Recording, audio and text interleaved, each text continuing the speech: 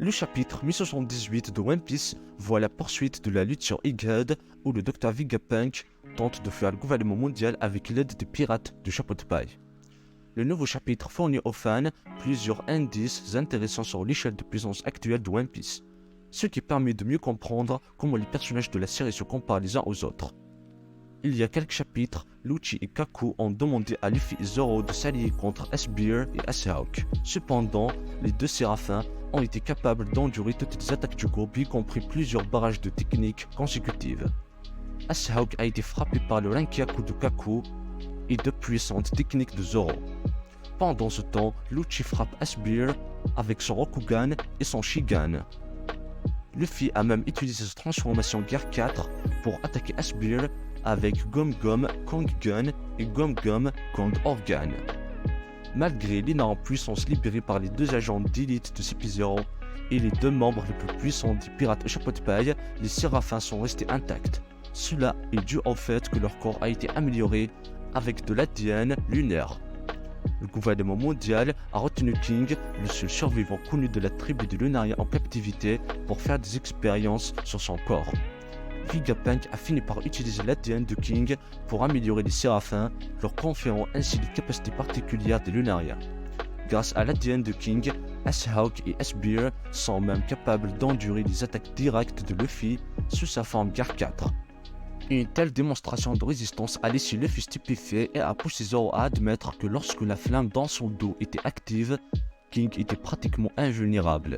Luffy compare même la résistance des séraphins à celle du redoutable Kaido, le pirate considéré comme la créature la plus forte du monde.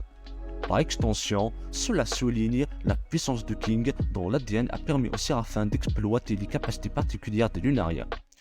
Frustré de voir ses efforts rester vains, Luffy, après avoir appris que l'extraordinaire résistance des séraphins était due à la flamme qui brûlait dans leur dos, frappa furieusement S-Bear avec une Gatling Gum Gum Hawk. Malgré le barrage de coups de Luffy, le séraphin n'a pas été endommagé. Comme l'a dit Lucci, peu importe le nombre de coups reçus par les séraphins, leur résistance renforcée par les Lunariens ne faiblit pas. Parmi les séraphins qui font des ravages sur Egghead se trouve également Ash-Shark, le prototype basé sur Jinbei. Confrontés à Ash-Shark, Nami et Brook sont en proie à de graves difficultés.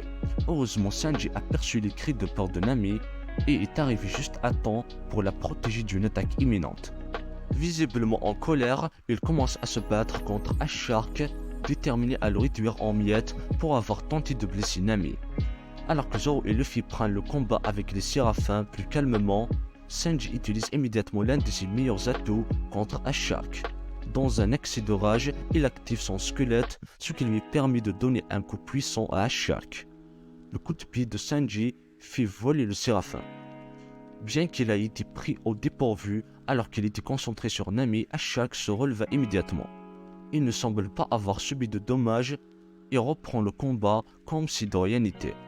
Sanji veut absolument battre Ash-Shark. Pour preuve, ses sourcils ont changé de direction, ce qui signifie qu'il a utilisé ses pouvoirs Vinsmoke récemment débloqués. Utiliser ses nouvelles capacités dès le départ s'est avéré être un très bon choix. Exploitant son squelette, Sanji a littéralement fait face à un coup de poing direct de Ash-Shark. Non seulement il a encaissé le poids de l'attaque, mais il n'a pas bougé d'un pouce, laissant son adversaire stupéfait. Les deux adversaires semblent donc avoir du mal à se blesser l'un l'autre. Cependant, ils ont tous les deux des tours dans leur sac, sur lequel ils s'appuieront probablement dans les phases successives du combat. Sanji peut compter sur sa version améliorée de Jambe Diable, tandis que Ash-Shark peut imiter les capacités du Jinbei avec le Karate Fishman, un art martial qui manipule l'eau, ce qui lui permet de frapper l'ennemi de l'intérieur. Certes, le coup de pied de Sanji n'a pas réussi à endommager Ash-Shark, mais ce n'est pas grave en soi, car même Zoro et Luffy n'ont pas encore réussi à endommager le séraphin. Zoro, qui a déjà combattu et battu King, la source de l'ADN qui donne des pouvoirs au séraphin, a révélé le secret de la résistance des Lunariens à Luffy, Lucci et Kaku. Cela pourrait les aider à prendre le dessus dans cette bataille féroce. A l'inverse, Sanji n'a pas sa tête et devra faire face à ce défi difficile par lui-même. C'est peut-être l'occasion pour lui de confirmer définitivement sa place de troisième membre le plus fort de l'équipage, au-dessus de Jinbei. Il faut noter que Zoro et Luffy n'ont pas encore libéré leur acquis du concurrent avancé, ni leur forme les plus puissantes. le Gear 5 et le King of Hairstyle respectivement. Cela signifie que jusqu'à présent, ils se sont considérablement retenus. Les derniers chapitres de One Piece ont confirmé que King surpassait même Kaido en termes de résistance. Les déclarations de Luffy et de Zoro, ainsi que les exploits des Séraphins qui doivent leur résistance à l'ADN lunaire de King, ne laissent planer aucun doute. Avec une défense supérieure à celle de Kaido, un Yonko réputé pour être extrêmement résistant, King s'impose comme l'un des commandants Yonko les plus forts juste derrière Ben Beckman, Zoro et Shiryu. Les Séraphins confirment également qu'ils sont une véritable épine dans la peau.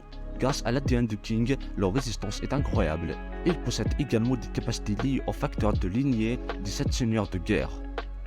Il n'est donc pas surprenant que les Séraphins aient fait l'objet d'une grande attention depuis leur introduction. Un simple coup de Ashawk a suffi à diviser en deux la plus grande montagne d'Amazon Lily, obligeant Barbe Noire, l'un des 4 empereurs, à se couvrir de hacks de l'armement pour résister à l'attaque sans être blessé. Les Séraphins étant capables de faire pression sur un personnage de premier plan du calibre de Barbe Noire et d'endurer ses attaques. Il est clair qu'ils ont le potentiel pour donner du fil à retordre à n'importe qui. Les fans de One Piece ont hâte de voir comment se termineront les prochains combats.